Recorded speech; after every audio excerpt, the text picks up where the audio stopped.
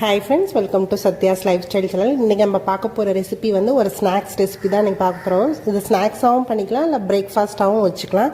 மரவள்ளிக்கிழங்கு pan cake தான் இன்றைக்கி நம்ம பார்க்க போகிறது. இது வந்து டேஸ்ட் நல்லா சூப்பராக இருக்கும். ஈஸியாகவும் ப்ரிப்பேர் பண்ணலாம். கொஞ்சம் தான் இன்க்ரீடியன்ஸும், இதுக்கு ஒரு 4 இன்க்ரீடியன்ஸ் தான்.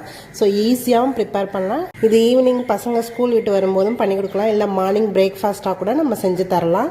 இதை எப்படி பண்ணலான்றதை பார்க்கலாம். இந்த டிஷ் பண்ணுறதுக்கு நான் வந்து மரவள்ளிக்கிழங்கு இந்த மாதிரி பீஸஸாக கட் பண்ணி எடுத்து வச்சுருக்கேன். இந்த கட் பண்ணி வச்ச மரவள்ளிக்கிழங்கை இட்லி பானையில் வச்சு நம்ம வேக வச்சு எடுத்துக்கலாம். நான் வந்து ஒரு மீடியம் சைஸ் மரவள்ளிக்கிழங்கு எடுத்திருக்கேன். இது ஒரு 10 மினிட்ஸ் போல் நல்லா வேகட்டும். இது நல்லா ஒரு 10 மினிட்ஸ் போல் நல்லா வெந்து வந்துருச்சு. இது நல்லா இப்போ மசிச்சு நம்ம எடுத்துக்கலாம். நல்லா கொஞ்சம் கூட கட்டி இல்லாமல் நல்லா மசிச்சு எடுத்துக்கணும். இது நல்லா கட்டிலாம் இல்லாமல் நல்லா மசிச்சு எடுத்தாச்சு. இது கூட ஒரு 1/2 கப்பு வந்து ரவா சேர்த்துக்கிறேன். இது கூடவே ஒரு 1/4 கப்பு போல் சர்க்கரை சேர்த்துக்கிறேன். நீங்கள் நாட்டு சர்க்கரை வேணாலும் சேர்த்துக்கலாம். நான் வெள்ளை சர்க்கரை தான் சேர்த்துருக்கேன். கொஞ்சமாக ஏலக்காய் தூள் சேர்த்துக்கிறேன். திருவன தேங்காய் சேர்த்துக்கிறேன். இது கூட கொஞ்சமாக காய்ச்சி ஆறின பாலை சேர்த்துக்கிறேன். இது எல்லாத்தையுமே சேர்த்து நல்லா மிக்ஸ் பண்ணிக்கலாம்.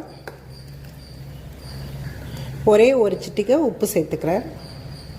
இது எல்லாத்தையுமே சேர்த்து நல்லா மிக்ஸ் பண்ணியாச்சு. மாவு வந்து இந்த மாதிரி கெட்டியாகவே இருக்கட்டும். இது வந்து ஒரு 20 மினிட்ஸ் போல் நல்லா ஊறட்டும். ரவா சேர்த்துருக்கிறதுனால ஒரு 20 மினிட்ஸ் ரெஸ்ட்லேயே விட்டுடலாம்.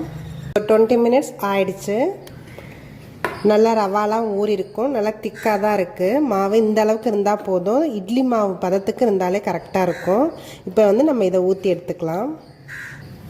தோசைக்கல்ல கொஞ்சமாக நான் ஆயில் விட்டுருக்கேன். நீங்கள் நெய் ஊற்றி வேணாலும் சுடலாம், ஆயில் வேணாலும் ஊற்றலாம். நல்லாயிருக்கும் எல்லாமே. இப்போ இதில் நம்ம ஊற்றி எடுத்துக்கலாம்.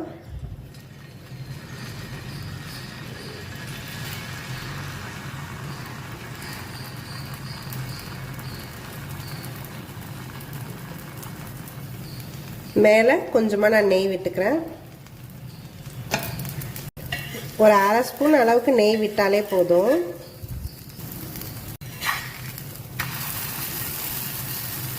இது நல்லா கோல்டன் ப்ரௌன் ஆயிடுச்சு. 2 சைடுமே நல்லா கோல்டன் ப்ரௌன் ஆனோன்னா நம்ம எடுத்துடலாம். இந்த மரவள்ளிக்கிழங்குல பண்ண பேன் கேக் ரெடி ஆகிடுச்சு. நல்லா சூடாக சாப்பிடும்போது நல்லா டேஸ்ட்டும் நல்லா சூப்பராக இருக்கும். அந்த மரவள்ளிக்கிழங்கோட வாசம், அந்த நெய் எல்லாம் சேர்ந்து சூப்பராக இருக்கும். இதை நீங்களும் உங்கள் வீட்டில் ட்ரை பண்ணி பாருங்கள். என்னோடய வீடியோஸ் எல்லாத்தையும் பாருங்கள். மறக்காமல் எங்கள் சேனலை சப்ஸ்கிரைப் பண்ணுங்கள். தேங்க்யூ ஃபார் வாட்சிங்.